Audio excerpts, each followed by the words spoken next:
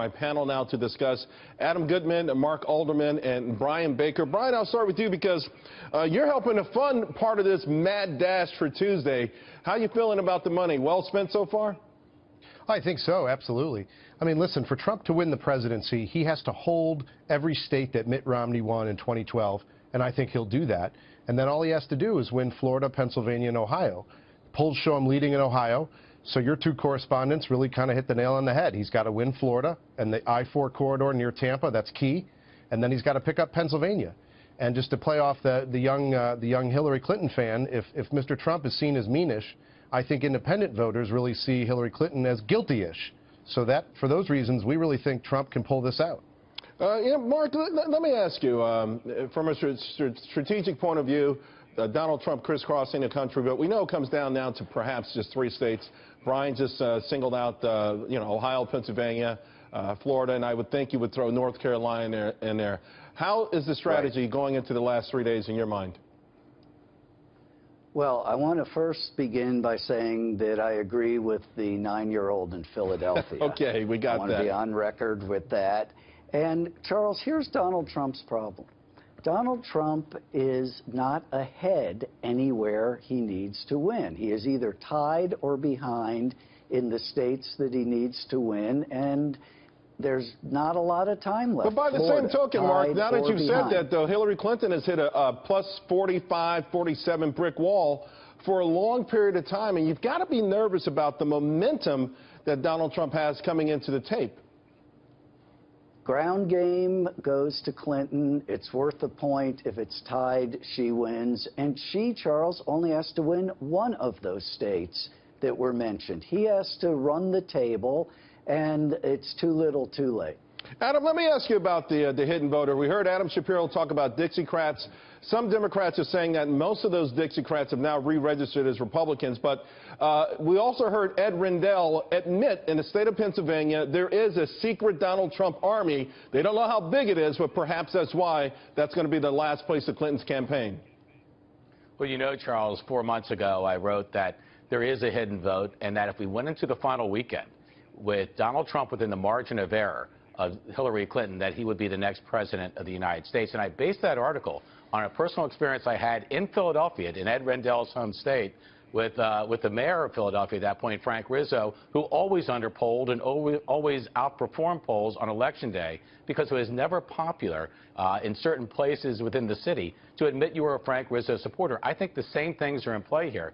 And if you were looking as a pollster or as any strategist at the trend lines in all the polls, they've all gotten very tight. They've all gotten within margin of error in almost every key battleground state. And the good news for Republicans, the great news for Republicans actually, is that the vote on Election Day, which used to be the preserve more of Democrats and Republicans, has flipped, especially with early voting in places like my home state here of Florida. That is very good news for Donald Trump. And as an agent of change, it's very, very easy for him to make the case against a system that most Americans have grown very, very distressed about. Brian, I want to ask you about the ground game. The money's being raised right now, I think, to Donald Trump. A lot of it's going to go toward airtime and crisscrossing the country. Do you think the Democrats are underestimating the enthusiasm and how that may play out with respect to volunteers surging in and maybe making up for that distance, that historic distance? I've never been a big believer in assessing ground game based off of rally size, but I am struck by the number of people, the hours that they wait in line to get into the Trump-Pence rallies. Hundreds and thousands of people across the country and in these swing states. So I think there is a great deal of enthusiasm for change. And let's face it, Secretary Clinton is not a fresh face. The Clintons have been around for 30 years. They're a part of the system. Trump and Pence are not. They are agents for change. So I think the tie there goes to the outsider, and this is an outsider election. And I'll just say one last thing in terms of the early voting.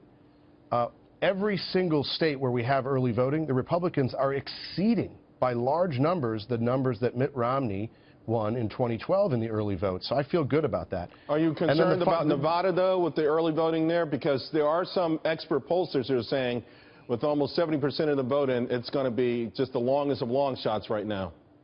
Yeah, I saw the John Ralston report last night saying the whole election was lost. But, I mean, let's face it. it's not just Florida, Pennsylvania, Ohio. There are other routes to the presidency. Nevada's one of them. But Trump's message has really resonated in Nevada. Dr. Joe Heck, very, very popular there. Harry Reid is at the bottom of his popularity in Nevada, and so that's a real state that I think Trump and Pence could win. Yeah. And then they have to pick up, if they win Nevada, they have to pick up Iowa, New Hampshire, and the 2nd District in Maine.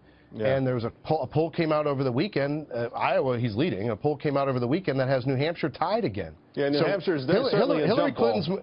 Hillary Clinton's momentum is going in the exact wrong direction at the exact wrong time, which is why her campaign went from saying they were going to be all positive, and now they've gone negative again. So that's how you know. Listen, Mark, there's no doubt that Hillary Clinton became a rudderless ship. She was knocked off course this week. Maybe she's gotten it back together. But when I hear Democrats saying that it comes down to ground game, that's kind of worrisome, because what you're essentially saying is that she doesn't have the momentum on her own, even with all the celebrities, even with all this help from the president, that she doesn't have that sort of organic momentum to carry it out without some sort of extensive ground game. Doesn't that worry you? Well, Charles, couple of things. The wind clearly shifted with Director Comey's inappropriate intervention in the election. She has the wind back in her sails now a week later. She is ahead in these places where we are talking about a ground game. She is ahead in Pennsylvania, where I'm from. Frank Rizzo hasn't been mayor of Philadelphia for 40 years. There's no hidden vote for Donald Trump in Philadelphia. Well, let's leave it there. Although Ed Rendell said there is, we just don't know how large it is. All right, guys, you guys are fantastic. Keep up the good fight. We'll see you in a couple days.